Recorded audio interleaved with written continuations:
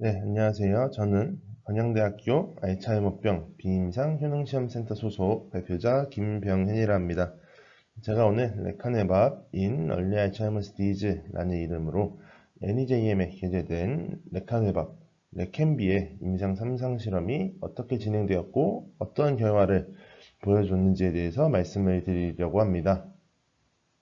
오늘 말씀드릴 순서를 먼저 보자면 앱스트랙에서 레카네밥 임상 3상 시험이 어떻게 진행됐고 어떤 결과를 보였는지 간략하게 먼저 말씀을 드리고 인트로덕션에서 알츠하이머병이란 무엇인지 그리고 레카네밥이란 무엇인지에 대해 말씀을 드리며 레카네밥 임상 3상 이전에 임상 1상 그리고 임상 2상 시험 결과에 대해서 말씀을 드리도록 하겠습니다.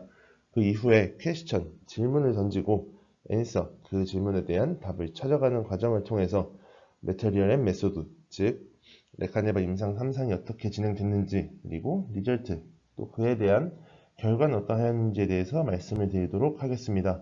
마지막으로 디스커션을 통해서 오늘 말씀드렸던 내용을 한번 쭉 정리를 해보도록 하겠습니다. 먼저 그래픽 앱스트랙을 통해서 레카네밥 임상 3상 시험이 어떻게 진행됐고 어떠한 결과를 보였는지 간략하게 말씀을 드리면서 이 영상을 시작해 보도록 하겠습니다. 먼저 환자군 먼저 보시면은 뇌에 아밀로이드 패시가 있는 MCI에서 마일드 알츠하이머병 환자 1795명을 대상으로 임상시험을 진행하였고 이 환자들은 플라시보 그룹과 레카네밥 10mg/kg 바이위클리 즉 임상 2상에서 ED 90도즈 가장 효과가 좋을 것으로 예상되는 농도였던 이 레카네밥 10mg/kg 바이위클리 그룹의 1대1로 배정이 되었습니다. 그 이후에 임상시험을 수행을 하게 되었고 프라이머리 엔드포인트로는 CDR-SB를 평가를 하였습니다. 그리고 세컨더리 엔드포인트로는 아다스커그 14, ADCOMS, ADCS, MCI-ADL 이라는 추가적인 3개의 인지기능 평가와 더불어서 아밀로이드 펫 이미징을 통해서 뇌의 아밀로이드 베타를 얼마나 감소시켰는가를 평가하였습니다. 이러한 프라이머리 엔드포인트, 세컨더리 엔드포인트를 보자면은 프라이머리 엔드포인트인 CDR-SB에서 플라시보 대비 레카네밥을 투여한 그룹에서 0.45점, 퍼센트로는 27%만큼 인지기능 감퇴를 지연시켰음을 확인을 하였습니다.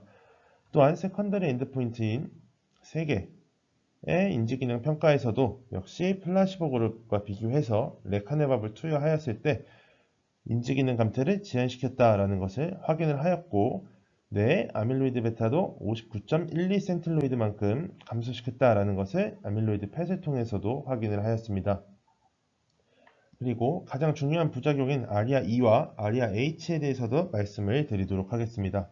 아리아2의 경우에 플라시보 그룹은 1.7%, 레카네밥 그룹은 12.5%의 발생률을 보였는데 하지만 실질적인 증상이 나타나는 심토마틱 아리아2의 경우는 2.8%의 발생률로 굉장히 낮은 것을 확인을 할 수가 있고 아리아-H의 경우도 플라시보는 8.7%, 레카네밥 그룹은 17%의 발생률을 보였으나 심토마틱한 아리아-H의 경우는 0.7%로 거의 발생하지 않은 것을 확인을 할 수가 있었습니다. 글로써 한 번 더 말씀을 드리도록 하겠습니다. 레카네밥이란 올리고모나 프로토피블 형태의 아밀로이드 베타, 즉 독성이 큰 아밀로이드 베타 형태를 타겟하는 항체 치료제로서 이러한 레카네밥이 알츠하이머병의 치료 효능이 있는지를 보기 위해서 레카네밥 임상 3상 시험을 수행을 하였습니다. 어떻게 수행하였는가를 보면은 18개월 동안 진행을 하였고 50에서 90세 정도의 뇌 아밀로이드 베타가 축적된 얼리 알츠하이머스 디지즈 환자, 즉 MCI에서 마일드 알츠하이머병 환자를 대상으로 진행을 하였습니다. 프라이머리 엔드포인트로는 CDR-SB를 측정하였고 세컨더리 엔드포인트로는 아밀로이드 펫을 통해서 뇌의 아밀로이드 베타가 얼마나 감소하였는지와 아다스커그 14, ADCOMS, 그리고 ADCS, MCI-ADL 이라는 세 가지의 인지기능 평가를 통해서 세컨더리 엔드포인트를 산출해냈습니다. 그에 대한 결과를 말씀드리면은 총 1795명의 환자들이 선별이 됐고 이러한 환자들은 레카네밥 그룹과 플라시보 그룹의 1대1 비율로 898명, 897명이 배정이 되었습니다. 프라이머리 엔드포인트였던 CDR-SB를 볼 때는 레카네밥을 투여하였을 때 플라시보 그룹과 비교해서 0.45점만큼 인지기능의 감퇴를 지연시킨 것을 확인을 할 수가 있었습니다. 또한 세컨더리 엔드포인트에서 레카네밥을 투여한 그룹에서 뇌의 아밀로이드 베타를 59.1센틸로이드만큼 줄였다라는 것을 확인을 할 수가 있었고, 또한 아다스코그14, ADCOMS, ADCS, MCI, ADL이라는 세 가지의 세컨더리 엔드포인트에 해당하는 인지기능 평가에서도 레카네밥이 인지기능 감퇴를 지연시켰다라는 것을 확인을 할 수가 있었습니다. 또한 레카네밥은 아리아2의 경우 12.6%, 심터머틱한 아리아2의 경우는 2.8%로 굉장히 낮은 부작용 발생률을 보여주고 있습니다. 결론적으로 말하자면은 이렇게 임상 3상 시험을 18개월 동안 수행을 해보았는데 레카네밥이 낮은 부작용 발생률을 가지면서 알츠하이머병의 치료 효과가 있다라는 것을 보여주면서 임상 3상 시험에 성공을 하게 되었습니다. 다음으로 인트로덕션을 통해서 알츠하이머병이란 무엇인지, 그리고 알츠하이머병의 뉴로패솔로지컬 홀마크인 아밀로이드 베타가 무엇인지에 대해서 말씀을 드린 후에 아밀로이드 베타의 프로토피브릴 형태를 타겟하는 레카네밥에 대해서 말씀을 드리도록 하겠습니다. 레카네밥에 대해서 말씀을 드린 후에는 지금 임상 3상 결과를 말씀드리는데, 이전에 레카네밥이 임상 1상과 2상에서는 어떠한 결과를 보여주었는지에 대해서 말씀을 드리도록 하겠습니다. 먼저 알츠하이머병이란 무엇인지에 대해서 말씀을 드리도록 하겠습니다. 알츠하이머병이란 비가역적인 인지기능 장애가 나타나는 신경퇴행성 질환으로 뉴로패솔로지컬 홀마크로 아밀로이드 베타로 구성된 플락과 과인산화된 타우로 구성되는 뉴로피브릴러리 탱글이 존재합니다. 플락과 탱글이 존재하게 되면은 신경세포가 사멸을 하게 되고, 신경세포가 사멸이 됨으로써 이 그림에서 보시는 것과 같이 뇌의 부피가 줄어드는, 즉 아트로피, 뇌의 위축이 생기게 됩니다. 그때 기억력이나 인지기능에 관여하는 해마나 되는 피질과 같은 부위도 세포가 죽게 되고 위축이 일어나게 됩니다. 그래서 인지기능에 장애가 발생을 하게 됩니다. 조금 전에 말씀드렸던 아밀로이드 플락이 뇌에 존재하게 되면은 MCI, 마일드 커그니티브 임페어먼트, 경도 인지 장애에서 치매로 병기가 넘어갈 확률이 증가하게 됩니다. 이렇게 아밀로이드 베타가 타워 패솔로지, 뉴로 디제너레이션, 그리고 인지기능의 장애를 유발한다. 즉 알츠하이머병의 패솔로지컬 캐스케이드를 촉발한다 라는 아밀로이드 가설, 아밀로이드 하이퍼테시스가 알츠하이머병의 수많은 가설 중에서 가장 중심에 있고 가장 중요한 가설로 여겨지고 있습니다. 아밀로이드 베타에 대해서 조금 더 말씀을 드리도록 하겠습니다. 아밀로이드 베타는 처음엔 모노머 형태로 존재하다가 셀프 어셈블리 하여 다이머, 트라이머, 테트라머, 올리고머를 거쳐 프로토피브릴, 그리고 피브릴, 마지막으로는 플락을 형성하게 됩니다. 사이즈와 톡시시티를 보자면은 모노머일 땐 독성이 없다가 올리고머 단계에서 독성이 가장 크게 나타납니다. 다음에 피브릴과 플락의 형태로 가면 갈수록, 즉 사이즈가 커지면 커질수록 독성은 작아지게 됩니다. 다음으로 레카네밥에 대해서 말씀을 드리겠습니다. 레카네밥은 이전에 FDA 승인을 받은 아두엘름, 아두카누밥과 같은 회사인 바이오젠과 에자이에서 만들었으면, 이러한 레카네밥은 솔러블한 아밀로이드 베타 어그리게이트, 올리고머나 프로토피브릴을 타겟하게 됩니다. 레카네밥이 올리고머나 프로토피브릴을 타겟함으로써 직접적으로 올리고머나 프로토피브릴 형태의 아밀로이드 베타를 제거함은 물론 플락의 형성도 프리벤션 하게 됩니다.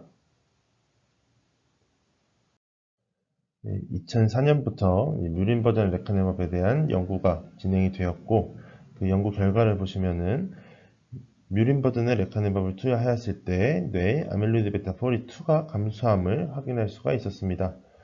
이러한 결과로부터 솔러블한 아밀로이드 베타 어그리게이트, 즉 독성이 큰 올리고머나 프로토피브릴의 아밀로이드 베타를 타겟하는 것이 초기 알츠하이머병의 치료에 있어서 효과적일 것이다 라는 결론을 내릴 수가 있었습니다. 앞선 뮤린 버전의 레카네밥이 알츠하이머병 치료에 효과가 있다는 결과를 토대로 마일드에서 모더레이트한 알츠하이머병 환자를 대상으로 레카네밥의 세이프티와 톨러러빌리티를 평가하기 위해서 임상 1상 시험을 진행을 하게 되었습니다. 레카네밥 임상 1상시험 결과에 대해 간략히 말씀드리면은 단회 투여했을 때 그리고 다회 투여했을 때 모두 체내에서 잘 존재한다, 안정성이 있다라는 것을 확인을 하였고, 또한 플라즈마 아밀로이드 베타 레벨이 레카네밥 투여했을 때 증가한다, 즉 뇌에서 아밀로이드 베타가 분해해서 플라즈마로 흘러나왔다, 즉 뇌의 아밀로이드 베타를 감소시켰다 라는 것을 알 수 있었습니다. 레카네밥이 임상 1상시험에서 좋은 결과를 보여주어서 임상 2상시험에 도전을 할 수 있게 되었고, 레카네밥 임상 2상시험은 초기 알츠하이머병의 환자, MCI에서 마일드 알츠하이머병 환자를 대상으로 레카네밥의 세이프티와 이피커시를 평가하기 위해서 진행되었습니다. 오늘 이 영상에서는 임상 2상시험에 대해서는 간략하게 다룰 예정이고, 조금 더 자세한 디테일한 정보를 알고 싶으신 분들은 저희 채널에 있는 임상 2상 시험에 대한 영상을 시청하시면 될 것 같습니다. 레카네밥 임상 2상 시험에 대해서 말씀을 드리도록 하겠습니다. 여기서 환자군과 ED 90도즈에 대해서 말씀을 드릴 건데, ED 90도즈랑 가장 효과가 좋을 것으로 예상되는 농도입니다. 보시면은 임상 2상 시험에서는 바이에시안 알고리즘이란 알고리즘을 사용해서 어댑티브 랜더마이제이션을 사용하였습니다. 이는 ED90으로 예상되는 10mg/kg 먼슬리와 바이위클리의 환자군이 더 많이 배정되게 해주었습니다. 이렇게 임상 2상 시험을 수행을 하게 됐고, 인지기능평가로 ADCOMS, CDR-SB, 아다스커그 14을 사용해서 레카네밥이 인지기능 감퇴를 얼마만큼 지연시켰는가를 평가를 해보았는데, ADCOMS에서는 30%만큼, CDR-SB에서는 26%만큼, 아다스커그 14에서는 47%만큼 플라시보 그룹과 비교해서 인지기능 감퇴를 지연시켰다라는 것을 확인을 할 수가 있었습니다. 또한 그뿐만 아니라 레카네밥을 투여한 전 그룹에서 아밀로이드 베타가 감소했다라는 것을 확인을 하였고, 오른쪽에는 아밀로이드 포지티브 스테투스인 환자군들에서 아밀로이드 네거티브 스테투스로 바뀐 환자들을 나타낸 건데, 보시면은 레카네밥을 투여한 그룹들에서 아밀로이드 양성 환자가 아밀로이드 음성 환자로 바뀌었다. 즉, 뇌의 아밀로이드 베타가 완전히 없어졌다라고 생각될 만큼 아밀로이드 베타를 많이 감소시켰다라는 것을 확인을 할 수가 있었습니다. 다음으로 CSF 바이오마커의 변화에 대해 말씀드리겠습니다. 그 중에서 아밀로이드 베타 42와 피타우에 대해서 말씀을 드릴 건데, 보통 알츠하이머병의 병기가 진행될수록 아밀로이드 베타 레벨은 감소하고 피타우의 레벨은 증가하게 됩니다. 그래서 레카네밥을 투여하였을 때 플라시보 그룹에 비해서 아밀로이드 베타 42 레벨이 증가했다, 그리고 피타우의 레벨은 감소했다 라는 것을 볼 수 있는데, 이는 확실하게 레카네밥이 알츠하이머병에 치료 효과가 있다라는 것을 나타내 줍니다. 다음으로 레카네밥을 투여하였을 때 발생한 부작용에 대해서 말씀드리도록 하겠습니다. 인퓨전 리액션 또는 아리아2를 제외하고는 다른 부작용들은 플라시보 그룹이나 레카네밥을 투여한 그룹에서 비슷한 것을 볼 수 있는데, 여기서 주의 깊게 보셔야 될 것은 아리아2의 발생률이 레카네밥을 투여했을 때 높았다. 그리고 ED90으로 예상되는 10mg/kg 먼슬리와 바이위클리에서는 각각 25%, 16% 정도를 보였지만, 실질적으로 심토마틱한 아리아2의 경우는 9.9%로 10%가 채 되지 않는 부작용 발생률을 보였습니다. 이는 레카네밥 임상 3상 시험 이전에 다른 도나네밥 그리고 아두카두밥과 비교해서 굉장히 낮은 부작용 발생률임을 알 수 있습니다. 마지막으로 한계점에 대해서 말씀을 드리도록 하겠습니다.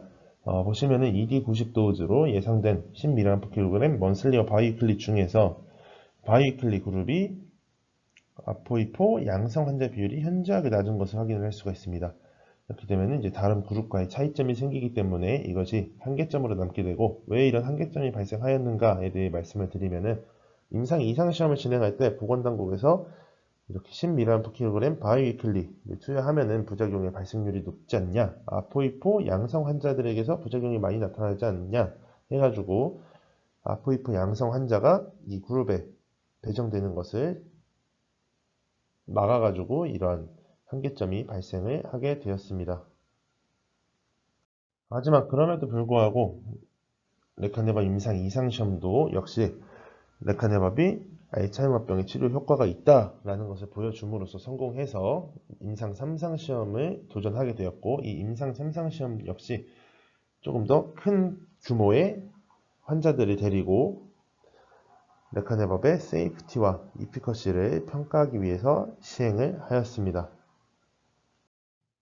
지금까지 레카네밥의 임상 1상, 2상 시험의 결과는 어떠했는지 간략하게 알아보았는데, 지금부터 4개의 질문을 통해서 임상 3상 시험은 어떻게 진행되었고 어떠한 결과가 나왔는지에 대해서 알아보도록 하겠습니다. 그 중에서 첫 번째 질문입니다. 레카네밥의 임상 3상 시험은 어떻게 진행되었는가에 대한 질문을 던지고 이에 대한 답을 한번 찾아보도록 하겠습니다. 먼저 파티시펀츠에 대해서 말씀드리도록 하겠습니다. 총 5,967명의 환자가 지원을 했고, 스크리닝 과정을 통해서 1,795명의 환자만이 선별이 되었습니다. 이 선별된 환자들의 캐릭터리스틱을 보자면 평균 연령은 71세 정도이고, 뇌에 아밀로이드 베타가 존재하는, 즉 아밀로이드 패시가 있는 MCI에서 마일드 알츠하이머병 환자임을 알 수 있습니다. 여기서 스크리닝 과정은 이제 대충 넘어갈 수도 있지만, 이런 스크리닝 과정도 굉장히 중요합니다. 왜냐하면 모든 알츠하이머병 환자들이 레카네밥을 처방받을 수 있는 것이 아니라 이렇게 1795명과 같은 조건에, 즉 스크리닝에 적합한 환자들만 처방받을 수 있기 때문에 이러한 스크리닝 과정 또한 중요하게 생각이 됩니다.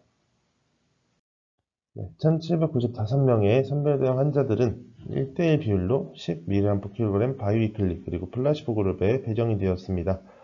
여기서도 이 아래 얼마만큼 임상시험을 완료했는지 그리고 중단했는지 역시도 환자들이 나중에 알츠하이머병 환자들이 약을 처방받을 때 있어서 중요한 요소로 생각이 되어집니다. 레카네밥과 플라시보 그룹의 이제 데모그래픽을 보자면은 모든 것이 다 비슷하고 임상 2상 시험의 한계였던 아포이포 양성 환자의 비율을 보면은 임상 3상 시험에선 임상 2상 시험의 한계점을 극복하고 두 그룹에서 아포이포 환자의 비율이 비슷한 것을 확인할 수가 있었습니다. 옆에 CDR-SB, 아다스커그, ADCOMS, ADCS, MMSE 스코어, 즉 인지기능 평가에서 모두 레카네밥 그룹과 플라시보 그룹이 MCI에서 마일드 알츠하이머병 환자의 레인지에 들어오고 두 그룹의 베이스라인이 비슷한 것을 확인할 수가 있습니다. 또한 아밀로이드 펫을 통해서 아밀로이드 베타가 얼마나 축적되어 있는지도 보았는데, 이 역시도 두 그룹에서 비슷한 베이스라인을 보임을 확인을 하였습니다. 마지막으로 약은 어떻게 투여를 하였고 엔드포인트는 무엇이었는가에 대해서 설명을 드리자면은, 약은 총 18개월 동안 2주에 한 번씩 약을 투여를 하였고, 프라이머리 엔드포인트로는 CDR-SB라는 인지기능 평가를 진행을 하였습니다. 또한 세컨더리 엔드포인트로는 인지기능 평가에서 아다스커그 14, ADCOMS, 그리고 ADCS, MCI-ADA를 평가하였고, 세컨더리 엔드포인트 중에서 바이오마커의 변화로는 아밀로이드 펫을 통해서 뇌의 아밀로이드 베타가 얼만큼 감소하였는가, 그리고 CSF와 플라즈마의 바이오마커를 분석해서 세컨더리 엔드포인트, 프라이머리 엔드포인트를 평가를 하였습니다. 또한 세이프티 어세스먼트는 18개월이 지난 후에 부작용은 어떠한 부작용이 있었는지, 그 비율은 어떠한지, 발생률은 어떠하였는지에 대한 평가를 진행을 하였습니다. 첫 번째 질문이었던 레카네밥 임상 3상 시험은 어떻게 진행되었는가에 대한 답을 이제 내려보자면은, 스크리닝 과정을 통해서 5,967명 중에서 MCI에서 마일드 알츠하이머병 환자 1,795명을 선별을 하였고, 이러한 환자들은 1대1 비율로 각 그룹에 배정이 되었습니다. 프라이머리 엔드포인트로는 CDR-SB를 평가하였고, 세컨더리 엔드포인트로는 CDR-SB 외에 3개의 인지기능 평가, 그리고 아밀로이드 펫을 통한 아밀로이드 베타 분석을 포함한 CSF와 플라즈마 바이오마커 분석을 통해 이루어졌습니다. 이제 두 번째 질문을 시작을 해보도록 하겠습니다. 첫 번째 질문에서는 레카네밥 임상 3상 시험이 어떠한 방식으로 시행되었는가에 대해서 알아보았는데, 지금부터는 리절트에 해당하는 레카네밥이 인지 기능에 어떠한 영향을 주었는가에 대해서 알아보도록 하겠습니다. 그렇다면 프라이머리 엔드포인트에 해당하는 CDR-SB부터 알아보도록 하겠습니다. CDR-SB란 인지 기능이 얼만큼 손상되었는지를 측정할 수 있는 평가로서 점수대는 0점에서 18점으로 구성이 되어 있습니다. 이 18점으로 갈수록, 즉 점수가 점점 더 높아질수록 인지 기능이 더 많이 손상되었다는 것을 나타냅니다. 왼쪽의 그림에 보시면은 기억력, 진압력, 판단 문제 해결 등의 6개의 항목이 있고, 이러한 6개의 항목은 각각 0점에서 3점까지의 점수 범위를 갖고 있습니다. 이렇게 6개 항목의 0점에서 3점까지의 범위를 해서 총 0점에서 18점의 점수대가 나오게 되고, 레카네바 임상 3상 시험에 참여한 환자들은 베리 마일드한 디멘시아, MCI에서 마일드 알츠하이머병으로 CDR-SB 점수 범위가 2.5점에서 4점 정도가 될 것으로 생각이 되어집니다. 실제로 레카네바 임상 3상 시험에 참여한 레카네바 그룹과 플라시보 그룹의 CDR-SB 점수의 베이스라인, 즉 투여를 하기 전 측정한 CDR-SB 점수를 보면은 3.17점 그리고 3.22점으로 아까 말씀드린 2.5에서 4점 정도 점수 범위에 들어와 있고, 두 그룹의 베이스라인이 비슷한 것을 확인을 할 수가 있습니다. CDR-SB 결과에 대해 말씀을 드리도록 하겠습니다. 레카네밥이 실제로 인지기능의 감퇴를 지연시켰는가를 CDR-SB를 통해서 확인을 해 보았는데, 실제로 레카네밥이 인지기능의 감퇴를 지연시켰다라는 걸 확인을 할 수가 있었습니다. 아래 그래프를 보면은 플라시보 그룹 대비해서 레카네밥이 0.45점만큼, 퍼센트로는 27%만큼 인지기능의 감퇴를 지연시킨 것을 확인을 했고, 환자군의 수도 많고 P값도 굉장히 낮은 것으로 보아 통계적으로 유의미하게 인지기능의 감퇴를 지연시켰다라는 것을 알 수 있습니다. 하지만 여기서 이제 0.45점이라는 작은 점수가 과연 실질적으로 임상적인 의의가 있는가라는 의견들이 굉장히 많은데, 제 개인적인 생각으로는 시비어한 디멘시아에서 0.45점이란 점수에는 사실 큰 의미는 없을 것으로 생각이 됩니다. 하지만 점수대가 낮은, 마일드한, 그리고 얼리 알츠하이머 디지즈, 현재 이 레카네바 임상 3상 시험에 참여한 그룹 같은 경우에는 점수대가 한 2.5에서 4점 정도로 굉장히 낮으므로 이런 0.45점이란 차이 역시 임상적인 효과를 볼 수 있다고 생각이 됩니다. 두 번째로 세컨더리 엔드포인트인 아다스커버 14, ADCOMS 그리고 ADCS, MCI, ADL 결과에 대해서 말씀을 드리도록 하겠습니다. 아다스코그 역시 치매가 있는지, 그리고 그에 대한 병기가 어떻게 되었는지, 즉 인지기능이 얼만큼 손상이 되었는가를 평가하는 평가 도구로, 아다스코그 14의 경우에는 0점에서 90점의 점수 범위를 갖고 있고, 이 역시도 점수가 높으면 높을수록 더 시비어한 커그니티브 임피어먼트가 있다라는 것을 나타내 줍니다. 레카네밥 그리고 플라시보 그룹의 아다스커그 14의 베이스라인을 보자면은 레카네밥 그룹이 24.45점, 플라시보 그룹이 24.37점 정도로 두 그룹이 비슷한 베이스라인을 갖고 있는 것을 확인을 할 수가 있었습니다. 아다스커그 14를 통해서도 레카네밥이 인지기능의 감퇴를 지연시켰는가를 확인을 해 보았는데, 이 역시도 CDR-SB와 마찬가지로 레카네밥이 인지기능의 감퇴를 지연시켰다라는 것을 확인을 할 수가 있었습니다. 아래 보시면은 플라시보 그룹 대비 레카네밥 그룹이 1.44점만큼, 퍼센트로는 26%만큼 인지기능을 감퇴시켰다라는 것을 아다스커그 14을 통해서 확인을 할 수가 있었습니다. 세컨더리 아웃컴, 세컨더리 엔드포인트 중에서 두 번째인 ADCOMS에 대해서 말씀을 드리도록 하겠습니다. ADCOMS는 MMSE, 그리고 아다스커그, 그리고 CDR-SB를 합쳐놓은 검사법으로 굉장히 센서티브한 인지기능 평가라고 말씀을 드릴 수 있을 것 같습니다. 아래 보시면은 0.29점에서 0.8점 정도가 MCI에서 마일드 알츠하이머병 환자의 점수 범위인 것을 알 수가 있습니다.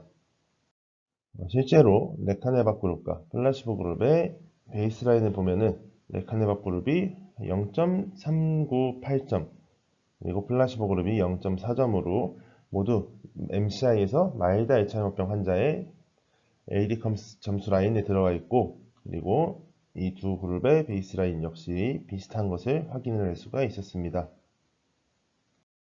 AD 컴스를 통해서도 레카네밥이 인지기능 감퇴를 지연시켰는가를 확인해 보았는데 이 역시도 마찬가지로 레카네밥이 인지기능의 감퇴를 지연시켰다라는 것을 알 수가 있었습니다. 아래에 보시면은 플라시보 그룹 대비 레카네밥 그룹이 0.05%로는 24%만큼 인지기능의 감퇴를 지연시켰다라는 것을 AD 컴스를 통해서 확인을 할 수가 있었습니다.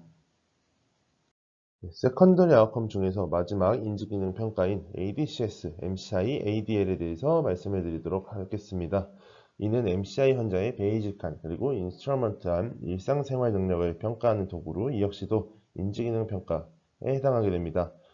이 ADCS, MCI, ADL의 점수 범위는 0점에서 54점으로 구성이 되어 있고 인지기능이 더 많이 손상이 되어 있을 때 더 낮은 점수를 나타내게 됩니다. 레카네밥 그룹 그리고 플라시보 그룹의 ADCS, MCI, ADL의 베이스라인을 보자면은 레카네밥 그룹이 41.2점 그리고 플라시보 그룹이 40.9점으로 비슷한 베이스라인을 갖고 있는 것을 알 수가 있습니다. ADCS, MCI, ADL을 통해서 레카네밥이 인지기능의 감퇴를 지연시켰는지를 확인해 보았는데 이 역시도 마찬가지로 레카네밥이 인지기능의 감퇴를 지연시켰다라는 것을 확인을 할 수가 있었습니다. 아래 보시면은 플라시보 그룹 대비 레카네밥 그룹이 2점, 퍼센트로는 37%만큼 인지기능의 감퇴를 지연시켰다라는 것을 ADCS, MCI, ADL을 통해서 확인을 할 수가 있었습니다. 그러면 두 번째 질문이었던 레카네밥이 인지기능에 영향을 주었는가에 대한 답을 내려보자면은 프라이머리 엔드포인트였던 CDR-SB에서 레카네밥을 투여하였을 때 인지기능의 감퇴가 지연됨을 확인을 하였습니다. 또한 세컨더리 엔드포인트였던 3개의 인지기능 평가 아다스커브 14, AD컴스, ADCS, MCI, ADL에서 레카네밥을 투여하였을 때 인지기능의 감퇴가 지연됐음을 역시 확인을 할 수가 있었습니다. 즉 레카네밥을 투여한 18개월 후에 플라시보 그룹과 비교해 보았을 때 인지기능의 감퇴가 지연됐음을 확인을 할 수가 있었습니다. 지금까지 퀘스천 1, 2를 통해서 레카네밥 임상 3상 시험이 어떻게 진행되었는지 그리고 인지기능에 어떠한 영향을 미쳤는지에 대해서 알아보았습니다. 퀘스천 세 번째에서는 그렇다면 레카네밥이 알츠하이머병의 바이오마커에는 어떠한 영향을 주었는지에 대해서 알아보도록 하겠습니다. 첫 번째 질문에서 말씀드렸듯이 바이오마커의 변화는 세컨더리 엔드포인트에서 아밀로이드 펫을 통한 뇌의 아밀로이드 베타가 얼마나 감소하였는지 그리고 CSF 그리고 플라즈마 바이오마커는 어떻게 변화하였는지에 대해서 알아보도록 하겠습니다. 세컨더리 아웃컴 중에서 바이오마커의 변화를 본 첫 번째 엔드포인트인 아밀로이드 펫에 대해서 말씀드리도록 하겠습니다. 아밀로이드 펫 이미징은 뇌에 아밀로이드 베타가 얼마나 축적되었는가를 확인할 수 있는 방법으로 지표로서는 크게 SUVR 값과 센틸로이드 값을 사용하게 됩니다. 이 임상 3상 시험에서는 센틸로이드 값을 사용하였는데 이 센틸로이드는 말 그대로 센치 0에서 100 센틸로이드까지 점수대가 구성이 되어 있습니다. 0 센틸로이드는 뇌에 아밀로이드 베타가 없다 라고 생각되는 것을 반영하고 100 센틸로이드는 보이시는 것과 같이 마일드에서 모더레이트 알츠하이머병 환자에 대해 축적되어 있는 아밀로이드 베타의 평균 양을 100 센틸로이드로 생각을 하시면 되겠습니다.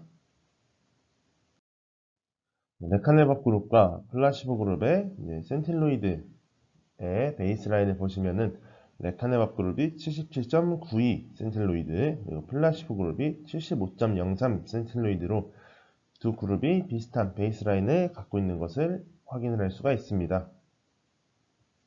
레카네밥이 뇌의 아밀로이드 베타를 감소시켰다라는 것을 아밀로이드 베타 펫 이미징을 통해서 확인을 할 수가 있었습니다. 보시면은 플라시보 그룹 대비 레카네밥 그룹이 59.12 센틸로이드만큼 아밀로이드 베타를 감소시킨 것을 확인을 할 수가 있었습니다. 여기서 추가적으로 말씀을 드리자면은 보통 20에서 24 센틸로이드 이하를 아밀로이드 네거티브 스티투스, 즉 뇌에 아밀로이드 베타가 완전히 없어졌다라고 말하는 정도의 라고 이제 보통 말하게 됩니다. 보시면은 레카네밥 그룹이 0부터 시작하면은 대략 한 55에서 56 정도의 센틸로이드를 감소시킨 것을 확인을 할 수가 있는데, 레카네밥 그룹의 베이스라인이 77 정도였던 것으로 미루어 보아 레카네밥을 투여하였을 때 아밀로이드 네거티브 스테투스까지 아밀로이드 베타를 감소시킬 수 있다라는 것을 확인을 할 수가 있습니다. 세컨더리 아웃컴 중에서 두 번째로 CSF와 플라즈마 바이오마커에 대해서 말씀드리도록 하겠습니다. 알츠하이머병이 진행됨에 따라서 CSF 플라즈마의 아밀로이드 베타 레벨을 보시면은 아밀로이드 베타 포리2의 레벨은 감소하고 포리2, 포리의 레이시오 역시 감소함을 확인을 할 수 있습니다. 또한 타우의 경우 토탈 타우, P타우가 증가하는 것을 볼 수 있고 뉴로 디제너레이션 역시 뉴로필라멘트 라이트 체인이 증가하는 것을 확인을 할 수가 있었습니다. 그렇다면 이렇게 변화하는 알츠하이머병에서 이렇게 변화한 바이오마커들에서 레카네밥을 투여하였을 때 어떻게 변화하는지에 대해서 지금부터 알아보도록 하겠습니다. 먼저 레카네밥이 CSF와 플라즈마의 아밀로이드 베타에 어떤 영향을 미쳤는지 말씀을 드리도록 하겠습니다. 먼저 왼쪽에 CSF의 아밀로이드 베타 포리 레벨을 보시면은 레카네밥을 투여하였을 때 플라시보 그룹에 비해서 증가한 것을 확인을 할 수가 있습니다. 또한 플라즈마의 아밀로이드 베타 포리2 포리 레이시오 역시 레카네밥을 투여하였을 때 아밀로이드 베타 포리2 포리 레이시오가 증가하는 것을 확인을 할 수가 있었습니다. 즉 레카네밥을 투여하였을 때 CSF와 플라즈마 바이오마커에서도 A베타 패솔로지를 감소시켰다라는 것을 알 수가 있었습니다. 다음으로 레카네밥이 CSF의 타우 레벨도 감소시켰는지 확인을 해보았는데 CSF 토탈 타우와 P타우 모두 감소하는 것으로 보아 레카네밥이 알츠하이머병 치료에 효과가 있다라는 것을 알 수가 있었습니다. 플라즈마 P타우 역시 감소함으로써 CSF 그리고 플라즈마의 타우 레벨을 감소시켰다. 즉 레카네밥이 알츠하이머병 치료에 효과가 있다라는 것을 알 수가 있습니다. 레카네밥이 아밀로이드 베타 패솔로지 그리고 타우 패솔로지에서 알츠하이머병 치료 효과가 있다라는 것을 확인을 하였는데, 그렇다면은 뉴로 디제너레이션에도 효과가 있었는지 확인을 해보도록 하겠습니다. CSF 뉴로 그라닐에 보면은 레카네밥을 투여하였을 때 감소하는 것을 확인을 할 수 있습니다. 이는 역시 알츠하이머병 치료 효과와 일치하는 결과를 보여줌으로써 레카네밥이 알츠하이머병의 치료에 효과가 있다라는 것을 알 수가 있습니다. 하지만 이제 뉴로 디제너레이션의 바이오마커 중 하나인 CSF 뉴로필라멘트 라이트 체인의 경우에서는 레카네밥이 치료 효과는 보이지는 않았습니다. 12개월 차에서는 이제 플라시보 그룹과 비슷하다가 18개월에 좀 떨어지긴 하였는데 일관되지 않은 결과를 보여주었고, 이에 대한 원인으로서는 인수가 적어서 그러지 않나 라는 이유를 들 수가 있을 것 같습니다. 하지만 플라즈마의 뉴로필라멘트 라이트 체인에서는 NFL, 즉 뉴로필라멘트 라이트 체인의 레벨을 감소시킴으로써 레카네밥이 역시나 알츠하이머병 치료에 효과가 있다라는 것을 확인을 할 수가 있었습니다. 레카네밥이 뉴로 인플라메이션도 완화시켰다라는 것을 플라즈마 GFAP로서 알아볼 수 있었는데, 플라시보 그룹에 비해서 레카네밥을 투여하였을 때 뉴로 인플라메이션, 즉 GFAP의 레벨이 감소했다라는 것을 확인을 할 수가 있었습니다. 세 번째 질문, 레카네밥이 알츠하이머병의 바이오마커에 어떠한 영향을 주었는가에 대한 답을 내려보자면은, 첫 번째로 아밀로이드 펫 이미징을 통해서 레카네밥을 투여하였을 때 뇌에 아밀로이드 베타가 감소한다라는 것을 확인을 하였고, 또한 CSF 뉴로필라멘트 라이트 체인을 제외한 CSF와 플라즈마 바이오마커들에서 알츠하이머병 치료 효과와 일치하는 결과를 보여주었습니다. 즉 레카네밥을 투여하였을 때 뇌의 아밀로이드 베타는 물론 CSF와 플라즈마 바이오마커에서도 알츠하이머병 치료 효과와 일치하는 결과를 보여주었습니다. 세 가지의 질문을 통해서 레카네밥이 알츠하이머병 치료에 효과가 있다라는 것을 볼 수 있었는데, 그렇다면은 레카네밥을 투여하였을 때 부작용은 없는가에 대해서 지금부터 알아보도록 하겠습니다. 세이프티 어세스먼트는 질문 첫 번째에서 말씀드린 것과 같이 18개월 차에 파이널 세이프티 어세스먼트를 통해서 진행하였고, 이러한 세이프티 어세스먼트에는 어떠한 것들이 있는지 보자면은 헤마톨로지, 블러드 케미스트리, 유니널러시스, 바이럴 사인 등과 같은 검사를 통해서 진행을 하였습니다. 부작용 발생률을 보자면은 아리아2나 인퓨전 리액션은 역시 레카네밥 그룹에서 이제 많이 발생한 것을 확인을 할 수가 있었는데, 그 외에 다른 부작용의 발생률은 레카네밥 그룹이나 플라시보 그룹이나 거의 비슷한 것을 확인을 하였습니다. 즉, 여기서 레카네밥을 투여한 그룹에서는 다른 부작용들은 플라시보 그룹과 비슷하게 발생을 하였고, 유독 인퓨전 릴레이티드 리액션이나 아리아에 관련된 부작용 발생률이 조금 더 컸다라는 것을 알 수 있습니다. 먼저 아리아2 가장 중요하게 생각되는 부작용에 대해서 말씀을 드리도록 하겠습니다. 역시 아리아2의 발생률은 레카네밥 그룹이 12.6%로 플라시보 그룹 1.7%의 발생률보다는 많은 큰 발생률을 보이고 있습니다. 하지만 이런 12.6%보다는 실질적으로 증상이 있는 심터머틱한 아리아2에 조금 더 집중을 해야 될 것 같은데요. 보시면은 2.8%로 굉장히 낮은 수치임을 알 수가 있습니다. 또한 조금 더 말씀을 드리자면은 아포이4의 캐리어이냐 넌 캐리어이냐에 따라서도 아리아2의 발생률이 달랐는데, 역시 예상하시는 대로 아포이4 캐리어 그룹에서 아리아2의 발생률이 좀 더 높은 것을 확인할 수가 있고, 이 중에서도 헤테로자이고트보다는 호모자이고트에서 역시 아리아2의 발생률이 높은 것을 확인할 수가 있습니다. 하지만 이렇게 아리아2가 발생했음에도 대부분은 에이심토마틱한 경우가 많았고, 이런 아리아2는 첫 투여한 이후에 이제 3달 안쪽에 많이 발생하였고, 이후에는 거의 다 완화가 되었다고 보고가 되었습니다. 다음으로 아리아-H에 대해서 말씀을 드리도록 하겠습니다. 아리아-H 역시 레카네밥을 투여한 그룹에서 발생률이 17.3%로 플라시보 그룹의 9%보다 큰 것을 확인을 하였고, 또 이러한 아리아-H의 상당수가 마이크로 헤모리지임을 확인을 할 수가 있었습니다. 하지만 이 역시도 마찬가지로 레카네밥 그룹에서 17.3%의 발생률을 보였는데, 심터마틱한 경우는 0.7%로 매우 낮은 것을 확인을 할 수가 있었습니다. 이런 아리아-H도 아리아-E와 마찬가지로 첫 투여 이후 6달 안쪽에서 발생을 하였고, 이 역시도 모두 좀 완화가 다 되었다라고 보고가 되었습니다. 네 번째 질문, 레카네밥을 투여하였을 때 부작용은 없었는가에 대한 답을 내려보자면은 아리아2 부작용이 레카네밥 투여 그룹에서 12.5%의 발생률을 보였지만, 심터마틱한 즉 실질적인 증상이 있는 아리아2의 경우는 2.8%로 굉장히 낮았다는 것을 확인을 할 수가 있었고요. 또한 아리아-H 역시도 심터마틱한 아리아-H는 0.7%로 굉장히 낮은 것을 확인을 할 수가 있었습니다. 또한 다른 부작용의 발생률, 즉 이렇게 레카네밥 그룹에서 발생률이 컸던 아리아2나 아리아-H를 제외한 다른 부작용 발생률은 플라시보 그룹이나 레카네밥 투여 그룹에서의 발생률 차이가 크지는 않았습니다.